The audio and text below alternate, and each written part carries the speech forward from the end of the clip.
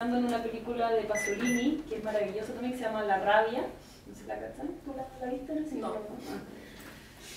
Y es como él toma imágenes de archivo y hace una cosa así increíble, con una voz, tiene 3 voces, y una es una voz poética y otra es una voz como más racional, por así decirlo. Pero sí, bueno, ahí yo encuentro que, bueno, que tiene todo que ver con la literatura, como la construcción de, o sea, en Chris Marker y en Pasolini también, pues, o sea, si él era, antes que nada era poeta, escritor, sí, antes de cineasta. Entonces, como que creo que hay una manera, una base que es muy clara y, o sea, que alguien después, si alguien escribió algo, muy fácilmente podría hacer un montaje en imágenes o audiovisual.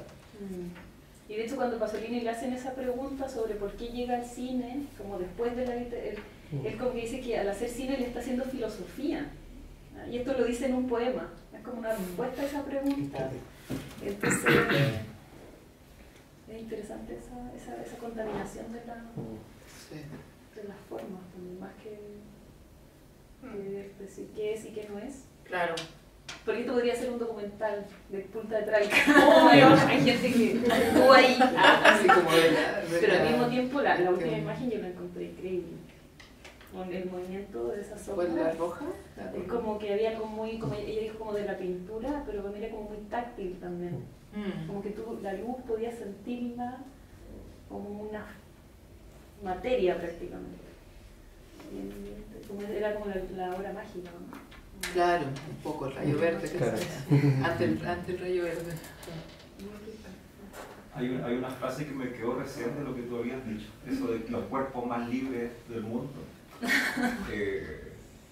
O sea, me quedó dando vueltas y después me empecé a acordar de otras partes de la película respecto de Cuba también. El cuerpo más libre, pero también aparece el cuerpo operado. Lo del corazón. Y está la operación y están los tipos con las tijeras. Entonces, encuentro que a nivel simbólico la narrativa que utiliza es muy buena. O sea, no deja apuntar sin hilo. Es muy heavy lo que hace. Entonces uno se pone como a examinar lo que hace con los rusos también. Una cosa así como de un pueblo que se la pasa en guerra, ¿cierto? Pero también muy lúdico, muy como niños ¿cierto? Entonces como que hace esos paralelos y los dibuja, y cuando vuelve siempre como a lo mismo. Como a lo mismo que recién, pero desde otra Exacto, arista. ha necesitado decirte todas estas cosas para después como... Y luego te conduce, claro, el... que diga lo mismo, pero siempre como desde el punto de vista de la narrativa, como que me llamó la atención.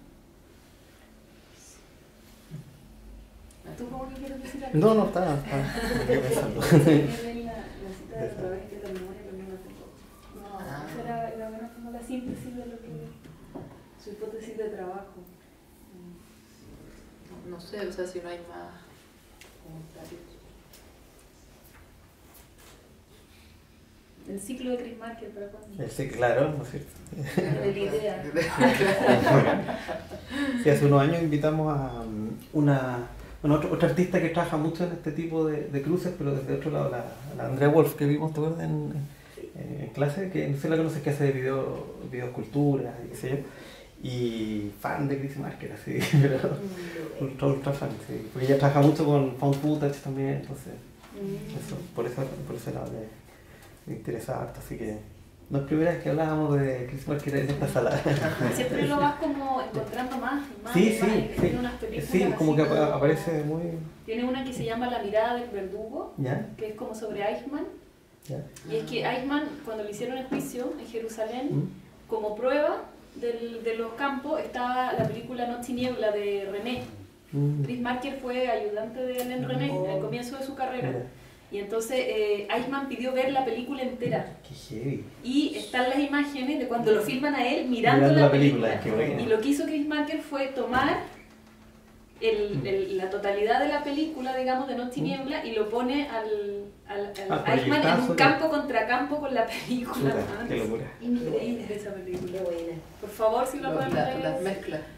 Claro, pero o sea, como que vieras la película entera, Noche y Niebla, pero con el campo contra campo de la mirada de Eichmann, que no tiene ninguna expresión, o sea, ve estas cosas terribles así como de palo, digamos, y es como que eso es la película, se llama La mirada del verdugo. De verdad, y así, tiene como... Claro. Tiene para todos los gustos. Tiene para todo, para todos los temas. Tiene unos CD-room bien...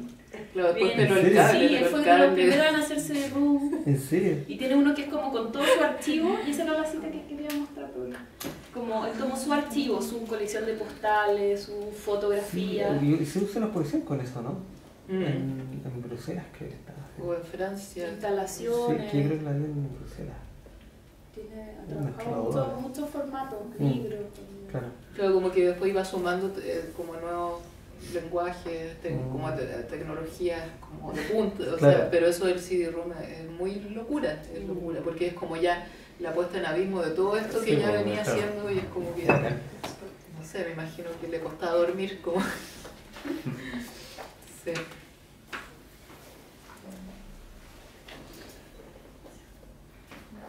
Acá la tengo la cita, no sé si quieren que la... Sí, por supuesto. Para cerrar, para hacer el cierre triunfal. Lo que él nombraba como su hipótesis de trabajo, no sé si le vamos a ver o no, pero él lo dijo. Espérate, por aquí lo tenía, que está, hay un sitio de Chris Marker donde se puede, digamos, se puede un poco dimensionar el trabajo, porque como es tan proteiforme.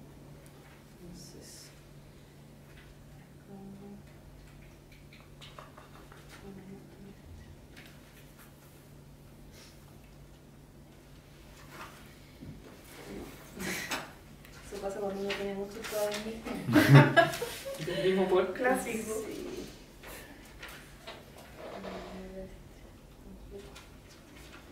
No lo siento. No lo tengo. Ah, sí. Bien. No. Bueno. O invéntala.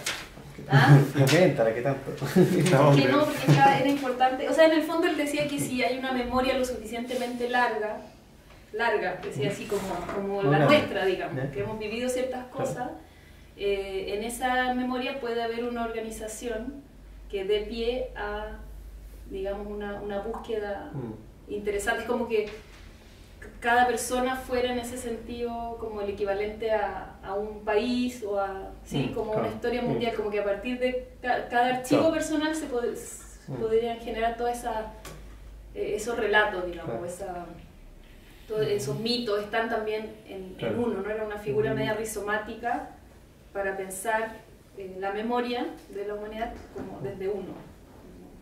Y ese es un poco el ejercicio que él plantea como su hipótesis de trabajo. Entonces él siempre está pensando en la historia desde su historia. Entonces tú puedes ver el problema de la izquierda en Chris Marker, o el problema de la Segunda Guerra o de la Unión Soviética. Siempre su prisma va a ser él. Pero era más bonito como lo decía. Claro, pero a la vez, pero paradojalmente sin ser autorreferente. O sea, claro. es muy, Exacto. muy O sea, el punto de vista, pero no... Eso es lo curioso, sí, que lo logre. Sin decir yo, o sea, bueno, sí dice yo, pero es como... Y al decir yo siempre está diciendo, o sea, siempre está yendo a algo más universal. No está, es como cuando pone esas imágenes y da las coordenadas, pero el efecto es como lo contrario. Es un poco lo que dice, es como el Atlas de Richter, ¿no? De la Organización de la Memoria. Claro, también. ¿Cómo sí? No sé bien. La obra de Richter, que es el Atlas, que ordena fotografías según una cronología. Claro, sí, Richter. Es más sencillo, es como que hay una relación entre la idea y lo de Richter, con esas fotografías que van como organizándose. No, impresionante, porque ese Atlas tiene 800, no sé cuántas. Claro, era con lo que dice la cita, más me evoca esa obra. Claro, y además como la memoria es dúctil, también eso nunca está fijo. Siempre está volviendo a moverse las piezas, ¿no? Porque esta perspectiva siempre va ahí en ese sentido, como que se vincula con la imagen de la persona atravesando un camino, porque esa imagen no se acaba ahí. O sea, ustedes la acaban en el momento en que la persona sale de campo, entonces la persona podría seguir. Claro. Esa es como también la magia Todavía anda por ahí. Todavía anda terminando. Sí, todavía en la partitura. Bueno, les debemos la cita. Bueno, estamos entonces. Sí. Bueno, muchísimas gracias y nos encanta más hacer estas combinaciones de distintas artes, de práctica, investigación, distintas perspectivas. Siempre lo que estamos buscando en las clases, en las actividades, en las tesis que hacen los alumnos del magíster. Así que muchas gracias y un aplauso, por favor.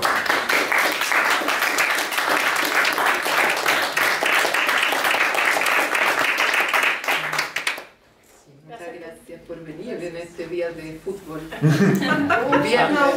No, van 2-1. ¿Cuándo uno? ¿Van ganando? Va ganando Chile 2-1. Eso es un buen augurio. Bueno, No fuimos quietos. no fueron quietos. ¿Qué? Si alguien quiere, hay café y galletas acá.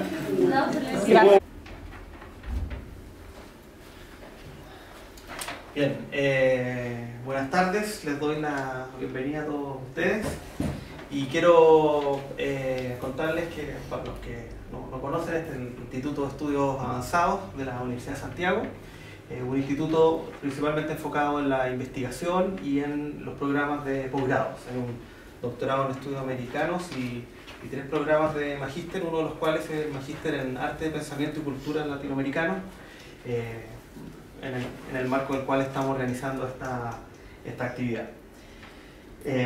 Y en nuestro magíster, como su nombre lo dice, nos interesa muchísimo crear espacios para conversar o para mostrar investigaciones en curso, ya sea investigaciones de tipo más académica, más artísticas, etc., en distintas áreas que crucen la cultura, el pensamiento, etc., ya sea música, literatura, cine, filosofía, artes visuales, etc. Y tratamos regularmente de hacerlo y incorporar a los alumnos y por supuesto a quienes no nos conocen que puedan venir y participar de estas actividades.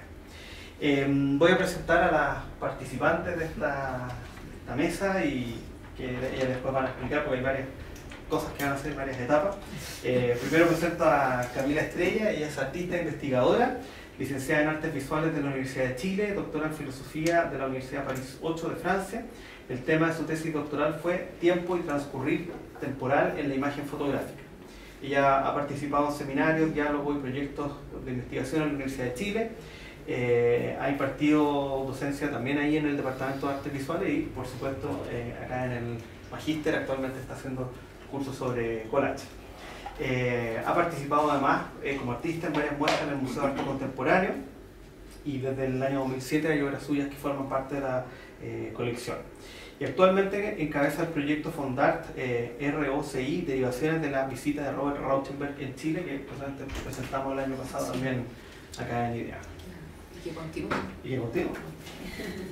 Bueno, también está Bárbara Oettinger, egresada de licenciatura en Artes de la Universidad de Chile y magíster en Artes de la Pontificia Universidad Católica de Chile. Ella ha participado en varias exposiciones y proyecciones en centros culturales, galerías y museos, tanto en Chile como Perú, Bolivia, Argentina, Uruguay, Brasil, Estados Unidos, India, Indonesia, Ucrania, Eslovenia, España, Francia, Portugal, Corea y Taiwán. Eso es como parece como un mundial, así, ¿no? Como el partido de hoy. Claro. Actualmente graduada del Master of Fine Arts in Integrated Practices de Pratt Institute en Nueva York, con el financiamiento de becas Chile Conicet. Y por último, Javiera Medina, que realizó una licenciatura en Artes Plásticas, Convención en Fotografía en la Universidad de Chile, luego un máster en Estética e Historia del Arte y un doctorado en Estética, Ciencias y Tecnologías de las Artes en la Universidad París 8. Ha publicado artículos y participado en coloquios en Francia, Brasil, Argentina, Ecuador y Chile. Y entre sus publicaciones se encuentra Memoria y Fisura, la resistencia a las imágenes, en un libro editado por Jordana Bleichmark, Natalie Fortuny y Luis García, llamado Instantáneas de la Memoria, publicado en Libraria 2013. En el año 2014 organizó el coloquio Fronteras, Dictadura y Política, de la ausencia de imágenes a la posición de una mirada.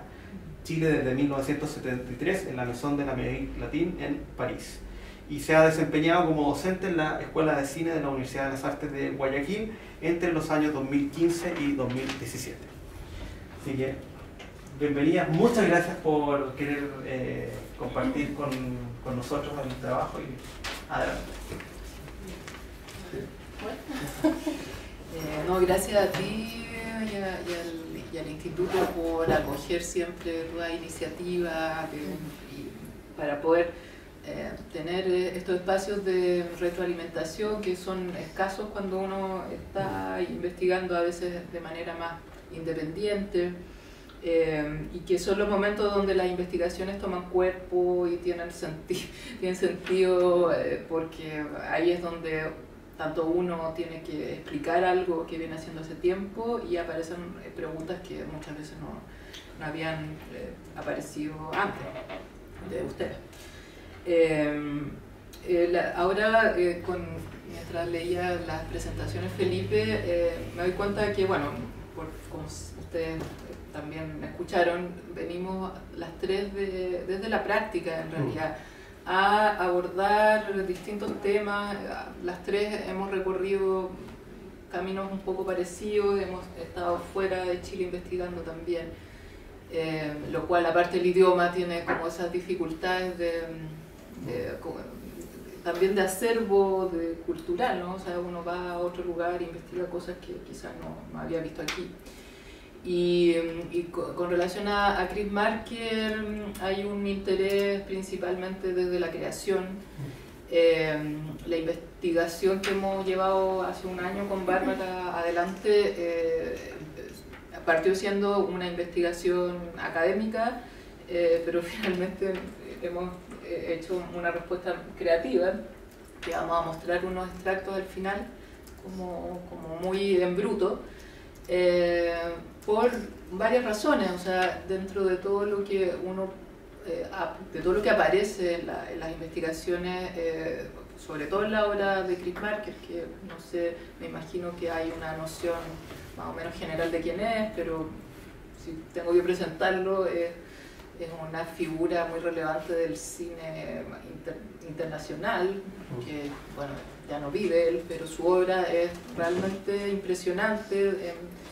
La cantidad de producción en cuanto a cómo extendió límites y le sacó partido a un montón de cosas que antes o que no se habían aprovechado tanto quizás, sobre todo lo que vamos a mostrar ahora tiene relación con la imagen fija, cómo eso en el audiovisual aparece y cómo se transforma esa imagen fija en una imagen intermedia o que está siendo puesta como si fuera un ensayo, cómo se relaciona con la reflexión, el pensamiento. O sea, es como una manera muy límite de decirnos, miren esto, y yo estoy pensando todas estas cosas a partir de estas imágenes, como si él hablara un poco, que nos hablara desde ahí. Entonces, en el caso de Chris Marker, que quizás una de sus obras más importantes y más conocidas es la YT, que es una especie de fotonovela, o sea, es una narración, pero que está hecha con imágenes fijas, pero hay una voz en off y hay un audio que hace que todo eso se construya desde otro momento. Desde esa obra que vamos a mostrar algo parecido pero distinto, y después vamos a ver algo donde el audio, la banda sonora es muy relevante, que ahí ya no hay texto pero está el audio. Bueno, y lo que iba a decir es que en medio de toda la gran cantidad de información, de investigaciones, de textos, de producción académica en torno a la figura de Marker, creo que fue un poco, se nos presentó como algo no inabordable, pero como la pregunta es cuál es el interés de hacer otro artículo más o otro texto más a partir de esa obra ya que ha sido tan requete investigada o abordada quizás desde un lado más político que estético, quizás en algunas, no sé, en realidad hay una gran cantidad de producción muy importante, muy buena, de gran calidad. Entonces, enfrentándonos a eso, como que yo creo que tuvimos como fue como una especie de respuesta bastante orgánica, sí. Sí, como que se fue dando. Sí, ahí bueno, tú puedes dar esta instrucción.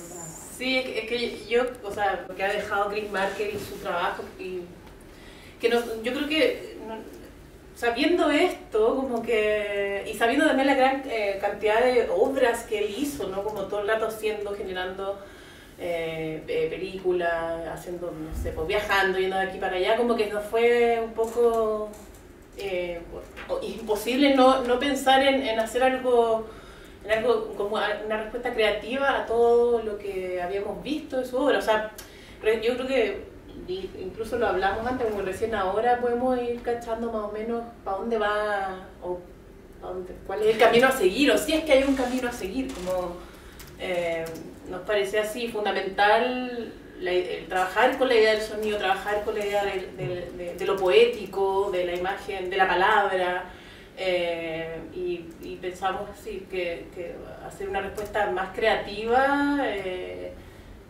no para el choque, sino que para, no sé, como tratar de abarcar un poco lo que habíamos como aprendido o recolectado de todo su trabajo. Yo creo que eso ha sido como interesante, ¿no? Como planteárselo desde esa posición. Claro, o quizás da más ganas de hacer, como que llamaba más a la acción desde esa práctica a una teorización. Yo creo que por ahí va el asunto. Sí. Y también, perdón, se puede decir algo como que Chris Marker no hace esa distinción.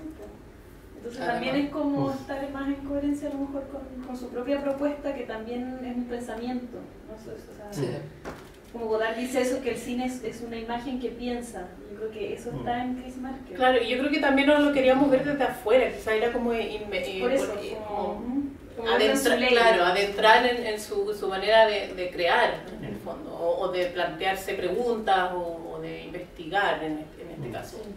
Claro, sí.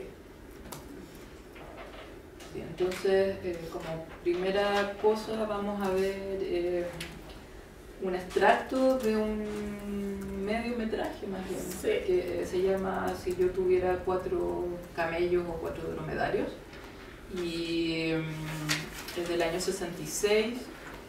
No lo damos completo porque dura como 40 minutos, entonces después hay eso. Si queremos hablar de algo mejor, eso lo pueden seguir viendo en sus casas como Está en Vimeo. Sí.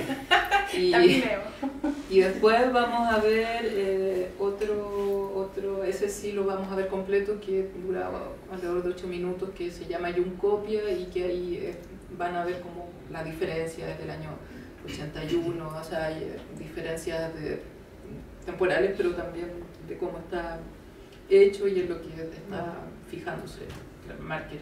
Y después comentamos ambas cosas y después de eso les mostramos esos flashazos de lo que hemos hecho nosotras.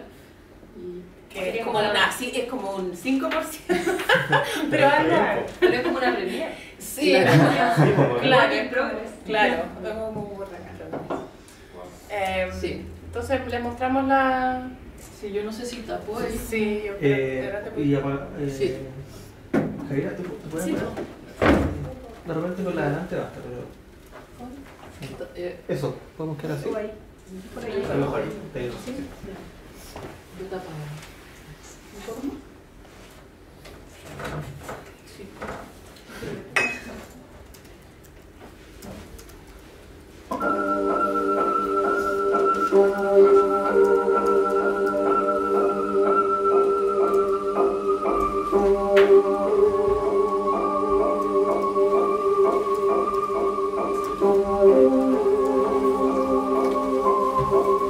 Oh,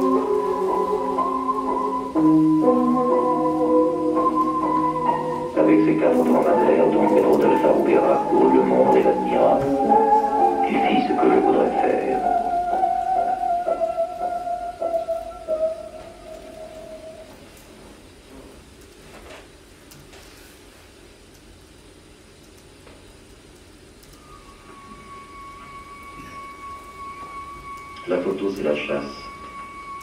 C'est l'instinct de la chasse sans envie de tuer. C'est la chasse des anges. On traque, on vise, on tire, on claque. Au lieu d'un mort, on fait un éternel.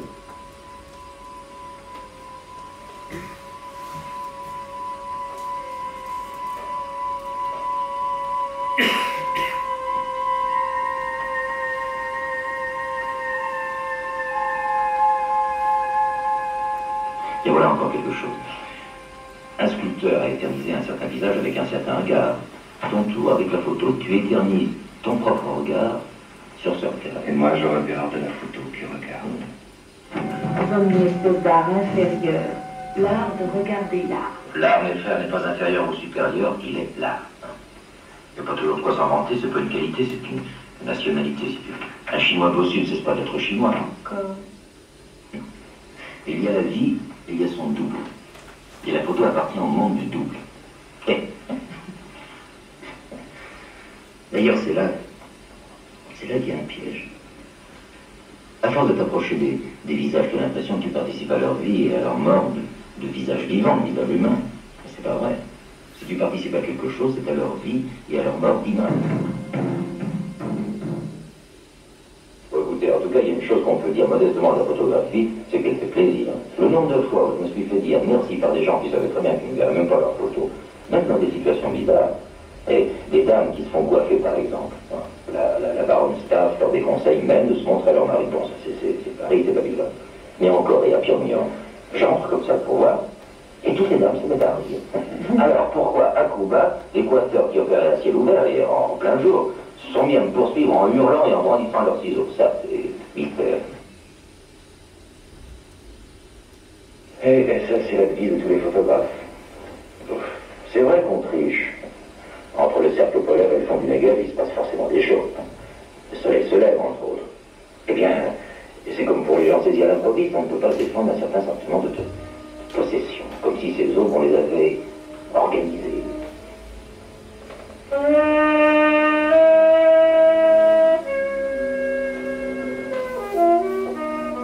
Que je sais pas, ce sentiment de rassembler le monde, de le réconcilier, de mettre tous les fuseaux horaires à plat. Cela fait partie de la nostalgie de l'Éden, qu'il soit partout la même heure. Moi, je ne résiste pas à ce genre de film qui vous promène d'une aube à l'autre en disant des trucs comme il est 6 heures sur toute la Terre, 6 heures sur le Canada, 6 heures sur le lac Tagana en Suède, 6 heures sur la Havane, 6 heures sur la cité interdite de Pékin.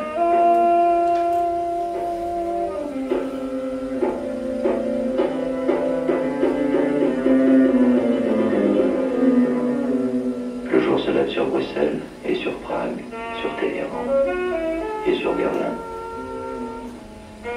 Les derniers passants de la nuit sur le parvis Notre-Dame et dans une rue d'Amsterdam les premiers du jour. Il y a déjà du monde sur la promenade des Anglais, mais un seul Chinois sur la promenade des Chinois.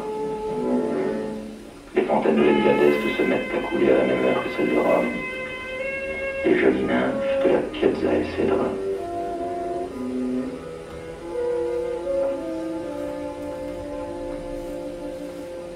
Un train entre en gare de la Ciotat, un train entre en gare de Jérusalem, une gare de sous-préfecture pour la Jérusalem terrestre. Les trains chasse-neige attendent en gare de Kiruna. De la gare de Tokyo sort le train le plus rapide du monde. Trois des trains de banlieue pleins de Japonais qui dorment encore, déjà épuisés, déjà mangés par la ville. Il y a de nouvelles affiches dans le métro de Paris. Et dans le funiculaire de Lausanne, des pancartes cabalistiques. Un cochon yougoslave considère la journée à venir. À Paris, les jeunes filles se présentent à un concours d'idoles. À Santiago de Cuba commence une opération à cœur ouvert.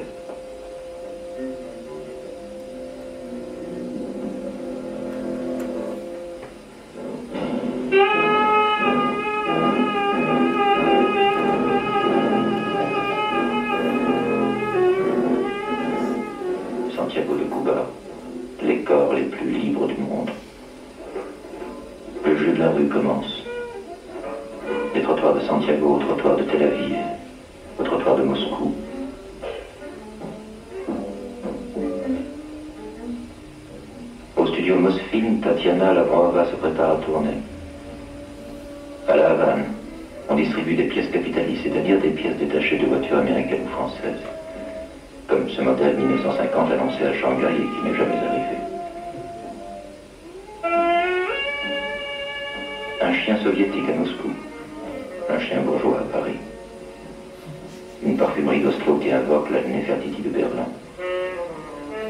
Loterie à Cuba, loterie à Lisbonne, et pour le japonais sa petite loterie personnelle, le pachinko.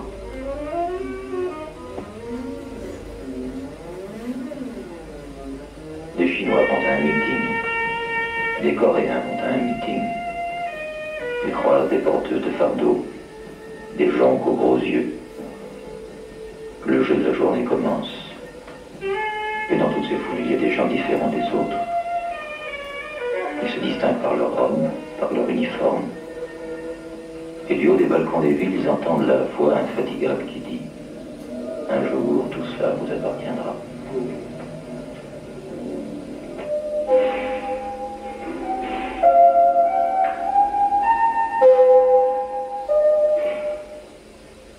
Говорит Москва. Наримон. Fermé pour réparation, pas toute seule. C'est le bâtiment des Spoutnik et des Vostok à l'exposition industrielle. Ce que les petits Coréens applaudissaient quand j'y étais comme des victoires des socialistes. Qu'est-ce que c'est maintenant? Des victoires du révisionnisme? Un jour, on y verra des martiens, c'est sûr. En attendant, on y décrit les fusées géantes, les stations de l'espace. C'est un endroit fabuleux. Ça, c'est pas New York. Non. Non. C'est la musée de Ramudon. Qu'est-ce que c'est? Les martiens. Non. Qu'est-ce que c'est maintenant? Qu'est-ce que c'est maintenant? C'est plus artisanal, mais c'est l'autre bout de l'histoire. C'est la même histoire. Pas tout à fait la même. Nagesser et Gagarine, pas pareil. Oh! Oh. Oh, bah, ça, c'est du romantisme. Parce que tu avais 10 ans au moment de Nagesser et Colline. Non, mes bons amis, non, pour une raison bien simple, c'est qu'à ma connaissance, aucun chien n'a jamais traversé l'Atlantique. Qu'est-ce que ça veut dire, révisionnisme?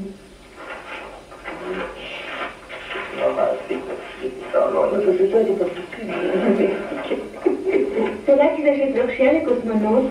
Les cosmonautes, je sais pas, mais les piétons, c'est le marché des animaux à Moscou. Сорока белобока на заре вставала, на заре вставала, стряпню запивала.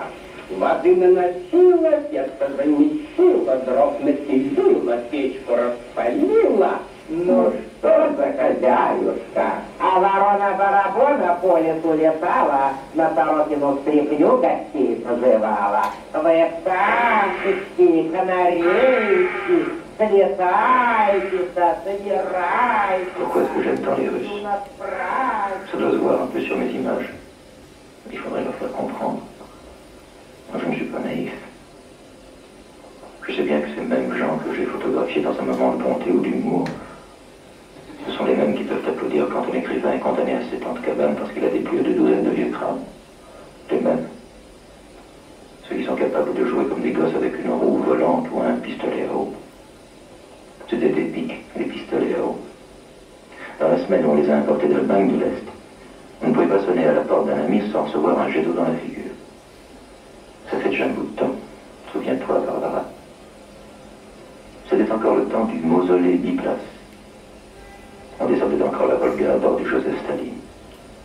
Et il faudrait encore un hiver pour que les petits chaperons rouges puissent traverser le parc Gorky sans rencontrer de moustache. C'est là-dessus qu'ont débarqué les 10 000 participants du Festival de la Jeunesse. À bord d'un bateau qui s'appelait Molotov quand il avait quitté Leningrad. Et Baltica quand il y était revenu. C'était encore mieux que les pistolets à eau. On voyait dans les rues des espèces de petits systèmes planétaires. Un étranger au centre. Et tout autour les moscovites qui jouaient avec. Tout ce qui allait secouer les idées toutes faites des Russes sur les étrangers, mais encore bien plus celles des étrangers sur les Russes, était déjà contenu dans cet été-là. C'est l'été où on a entendu pour la première fois les soirs de Moscou, de Solovyov Sedoy. Lo siento. Bueno, ¿podemos la otra Sí. al tiro? Ya. O sea, a modo de, por mientras viene la otra, todas las imágenes que aparecen, todas las fotos fueron tomadas por Chris Marker y son alrededor de 26 países que van Sí. a subir. Y ahora veremos, yo Va. ¿Qué es esto? Wait, un segundo. Esto. ¿Ah?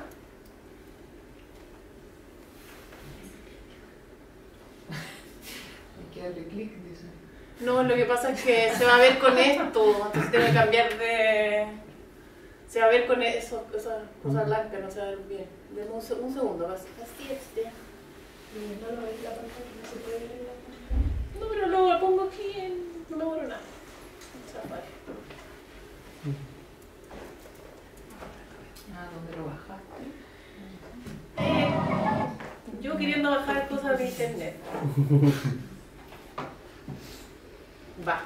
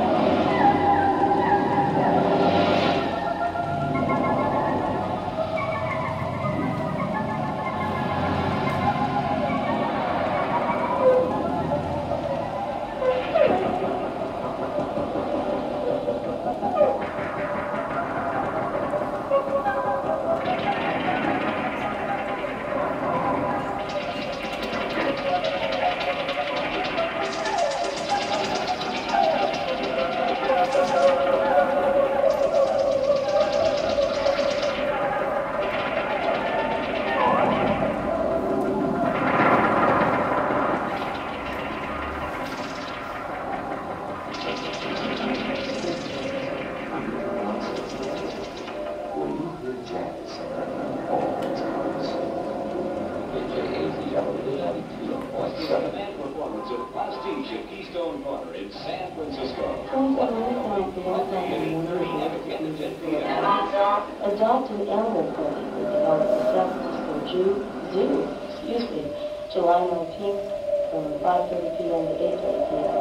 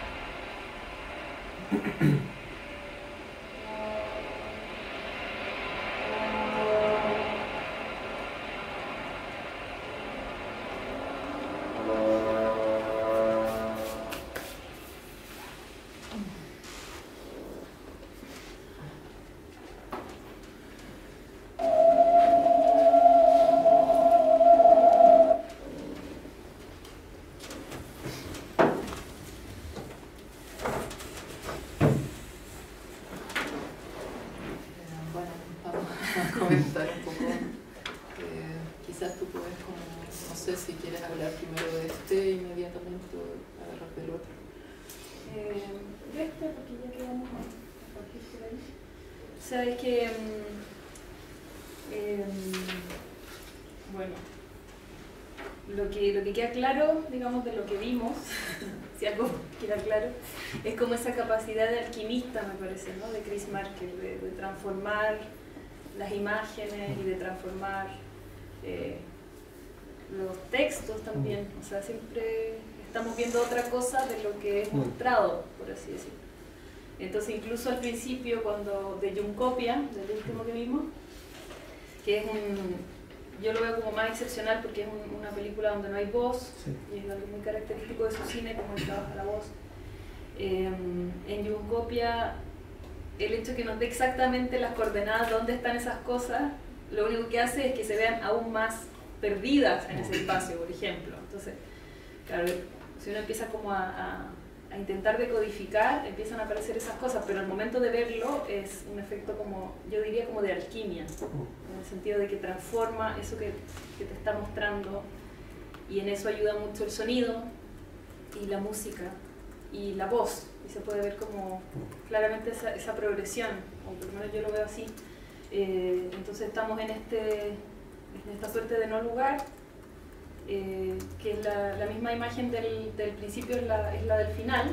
O sea, lo que vemos es lo mismo, pero como la perspectiva ha cambiado por el transcurrir del film y por el cambio de sentido, ¿no? Porque estamos viendo ahora en la última imagen lo que está detrás, y antes estábamos hacia el horizonte. Claro, claro, como que el horizonte es el que cambia, por así decirlo, pero incluso al describirlo nos traicionamos, ¿no? Porque es como, ese es el juego también, creo yo, que propone Chris Marker, como de que nada es tan fácil, todo tiene que ver con la intención que se pone ahí en esa mirada.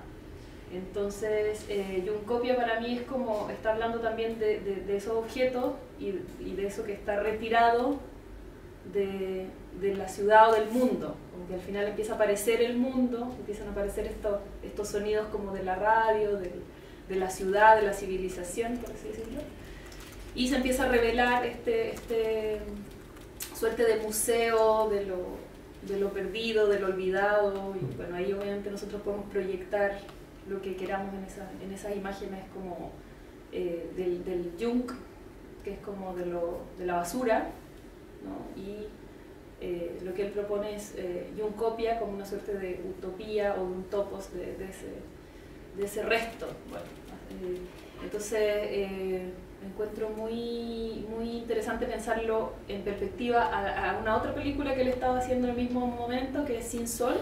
Cuando él estaba filmando Sin Sol, filma este cortometraje, porque en Sin Sol está la voz y está todo el discurso digamos, de la comparación. Él está trabajando con imágenes de África y de Japón, básicamente, en Sin Sol, y está todo el tiempo contrastando estas culturas y haciendo lo que hace luego en los dromedarios. Si yo tuviera 4 dromedarios, que es como pensar a través de las analogías y de lo igual y lo distinto. Entonces dice, miren cómo en Japón y en África los niños siguen jugando con muñecas, y miren cómo en Japón y en África las muñecas son otra cosa, y así.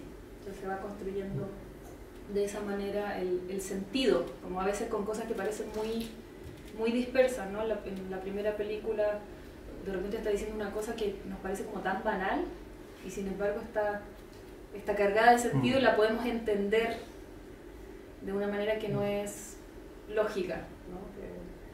Y bueno, no sé, más me interesaría como entrar en un diálogo tal vez, con lo de ustedes o con lo que la gente pueda haber visto.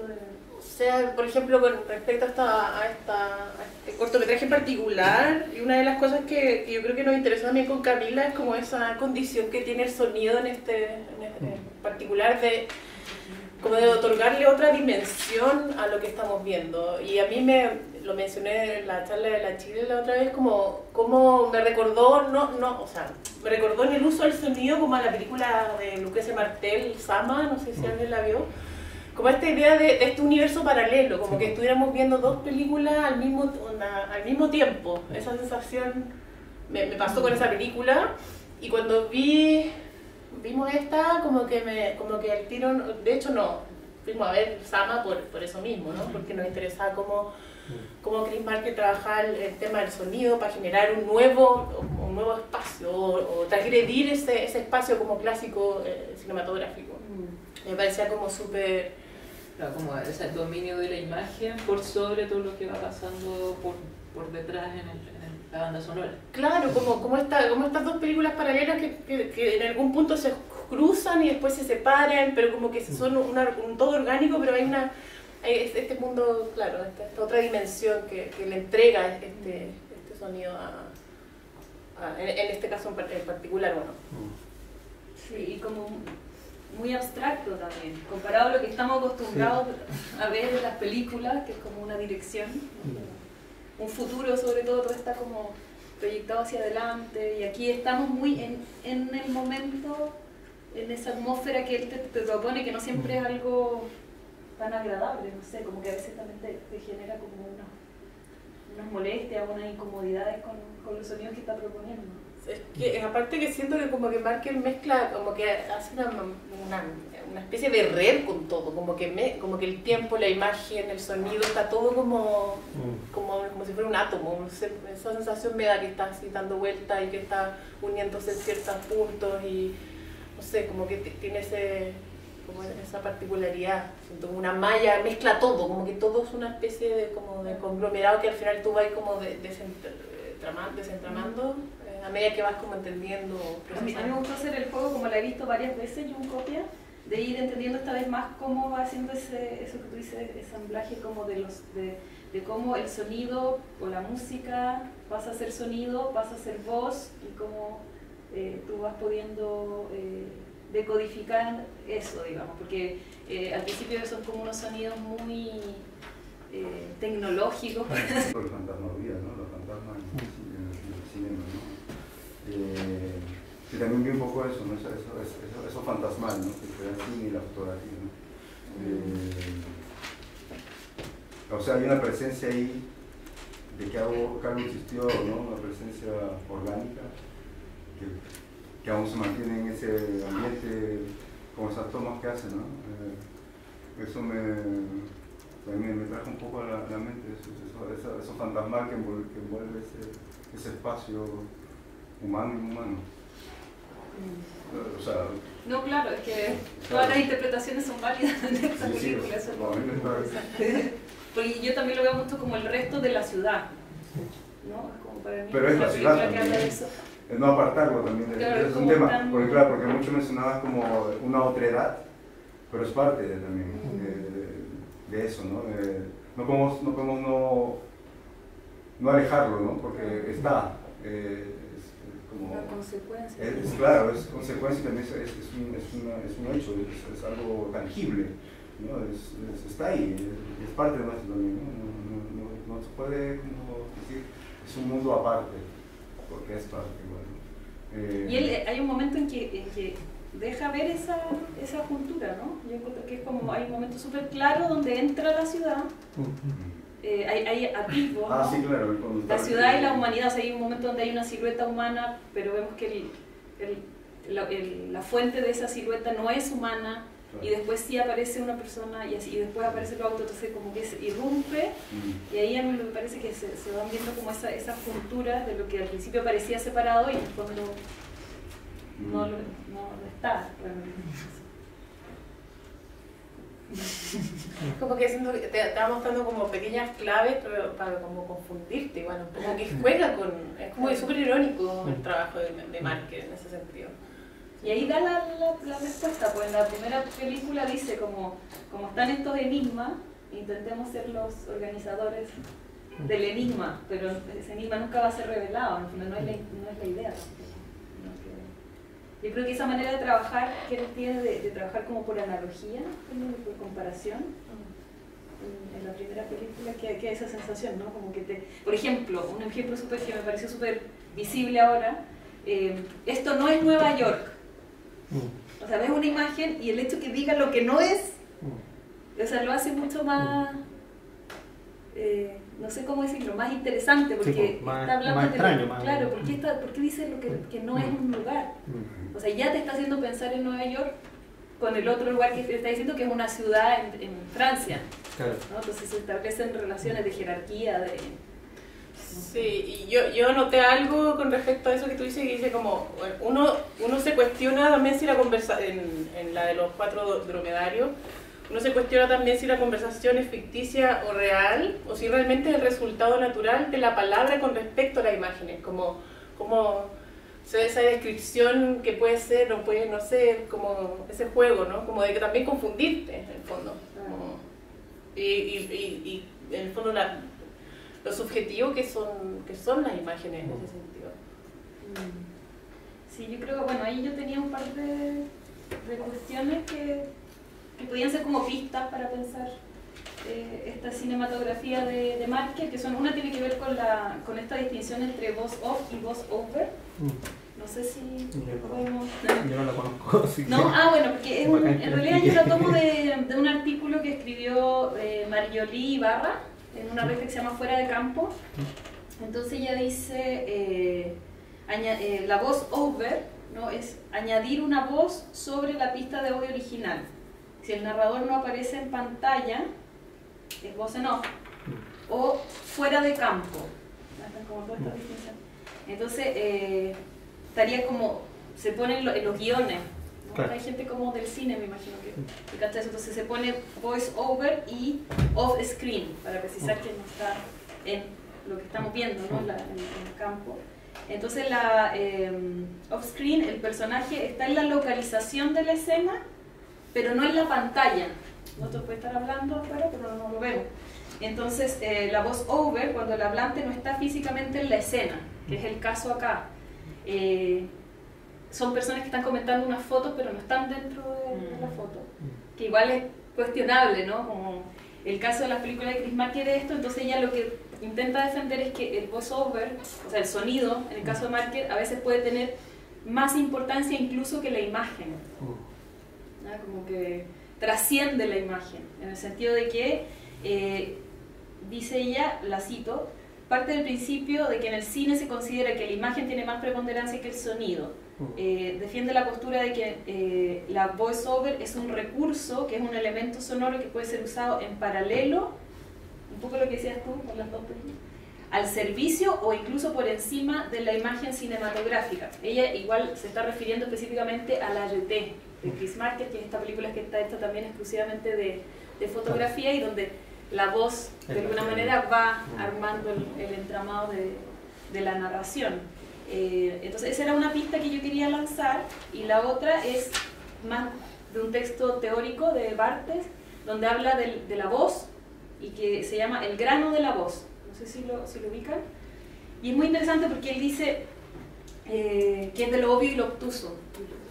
Dice, la lengua es el único sistema semiótico capaz de interpretar otro sistema semiótico, y dice, en el caso de la música, se traduce por la categoría lingüística más pobre, que es el adjetivo. O sea, cuando hablamos de la música, ponemos adjetivos para hablar de una interpretación o de una melodía o lo que sea. Entonces, él dice, ¿estaremos condenados al adjetivo? Se pregunta Barthes al pensar esta cuestión y propone, más que intentar cambiar directamente el lenguaje que habla de la música, más valdría cambiar el propio objeto musical, tal como se ofrece a la palabra. Él está hablando de una forma específica de música que es el lied, cantado, digamos. Modificar su nivel de percepción o intelección. Y eso es lo que a mí me interesaría proponer ahora, que es desplazar la zona de contacto entre la música y el lenguaje. Entonces creo que este desplazamiento que Barthes propone para pensar esta voz, que es como, voy a seguir citándolo porque es más preciso, ¿por qué elijo esta cita? Porque me parece que tiene que ver también con la propuesta de Camila y Bárbara al pensar el cine de Chris Marker desde las artes visuales. Desplazando el estudio teórico por un estudio que habla en su mismo lenguaje. Entonces, Barthes dice, el género del lied, o de la música cantada, es un género muy preciso en el que una lengua se encuentra con una voz. Entonces, propone la solución a esta forma de eliminar el adjetivo como única manera de pensar la música. Dice, el grano de la voz es cuando ésta está en una doble postura, una doble producción, como lengua y como música. Bueno, de ahí ya se pone más complicado, pero yo creo que eso ya nos sirve para pensar Marker como una voz donde la voz no solamente es importante su contenido, lo que está diciendo, sino que es una música.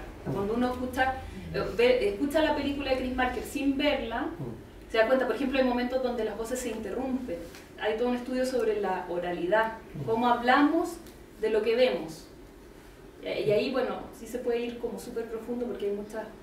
Sí, a mí eso me llamó, o sea, me parece muy interesante de observar, o sea, como, y me parece, no sé si es tan inédito, pero a mí me llama como que nunca antes, o nunca lo había pensado tanto así, como que este hecho es en esa oralidad o en el momento en que se hojean imágenes, como cuando uno hojea álbumes de fotos así familiares, como que se produce como una especie de catarsis donde la gente habla mucho y se comenta la foto y mira con lo que está puesto, no sé, lo que lleva ese día puesto, o la gente se ríe y hay como un comportamiento frente a la imagen o lo que se dice sobre ella que es como un poco así muy espontáneo y como sin pensarse, y eso es lo que él está haciendo ahí. Claro. O sea, eso es lo que trata de replicar con esas voces, como estos personajes que están observando estas imágenes que vienen de todos estos viajes y que es una observación del mundo además, y eso me parece como interesante de tenerlo como en cuenta de esa relación también entre lo que uno piensa o lo que uno dice al ver una imagen, como esa perturbación. Incluso que ni piensa a veces, solo dice, sin pensar. No hay nada, o es como comentar, como si tú comentas y estás viendo tele y comentas lo que estás viendo, también tiene un poco de eso. Como una cosa media de trance. O sea, hay un momento incluso donde los silencios son, ella dice, ¿qué es el revisionismo? Y hay un silencio, no hay una respuesta. Y hay una imagen, entonces todo eso... Claro, que no deja tener humor en todas esas relaciones. Y también es un espacio para el espectador, usted llena el espacio con lo que usted quiera, como un respeto por el espectador como ser pensante. Estas películas que te están dando todas las preguntas y todas las respuestas y no te dejan mucho espacio. Sí, eso yo pensaba respecto a la última, que uno, o sea, a simple vista solo vemos materiales de cualquier documental, podría ser, pero el hecho de que no haya narración, el orden, como que no haya una dirección clara, lo convierte en algo abstracto y no tiene nada abstracto así en rigor, pero el efecto es súper así... Como aleatorio. Sí, como de extrañeza, pero podría ser, o sea, yo me imaginaba la misma escena, la misma imagen, el mismo lugar filmado, no sé, al sur del mundo, no sé, todos documentales que serían perfectamente. Y con una narración explicando, esta es la ciudad de no sé qué, y estamos acá, y el producto de la basura, y la contaminación, lo mismo, ¿no es cierto? Pero acá se logra algo totalmente distinto, entonces entretenido eso como... que no es que sean materiales quizá tan extraños, es lo que hablabas tú, la combinación que resulta muy rara. O sea, el montaje. Sí, claro, provoca mucha extrañeza. Y que es bastante simple. Sí, eso además no es, claro, no es algo tan extraño, así... No es un vértigo de imagen. No, para nada, es como... Pero igual también te apela mucho como espectador, o sea, tienes que entrar en el juego y si no... puede ser muy abrumador. Yo me acuerdo viendo con Estudiantes sin Sol, no sé si cachan la película, más o menos, pero es una película mucho más larga y donde una profusión de imágenes, esta vez en movimiento, hay fotos también, pero hay como videos que él grabó en fiestas de barrio, una cantidad de imágenes, y entonces mis estudiantes estaban como abrumados por la cantidad de información. Pero un estudiante súper brillante que habló de la palabra... ¿cómo se llama esto? Simetría. Dijo, no hay ninguna imagen que esté de más. ¿Cachai? Me parecía que, claro, y había como una suerte de simetría, porque la simetría nunca es como, no necesita ser igual ni tan ordenada, sino que es como una equivalencia. Entonces dijo, él vio esa... Es eso lo que levanta como su película, ¿no? Como que está Japón y está África, pero lo que le interesa es como lo que está entre medio. Claro. Y eso es bien potente, como o sea, ha llegado como a un nivel así de, creo yo, como bien virtuoso en ese sentido. Bien impresionante, como la cantidad de archivos, de recursos, también eso es importante, como cómo genera de su propio material, está constantemente yendo de nuevo a buscar y a sacar ese material de él como propio y que lo transforma y es capaz de recrearlo. Como un cirujano, así, pero donde la sutura es bien, pues yo creo que va más allá de... Sus textos son muy interesantes, muy impresionantes, pero es sobre todo lo que no está en el contenido de esos textos para mí, sino que está en las voces.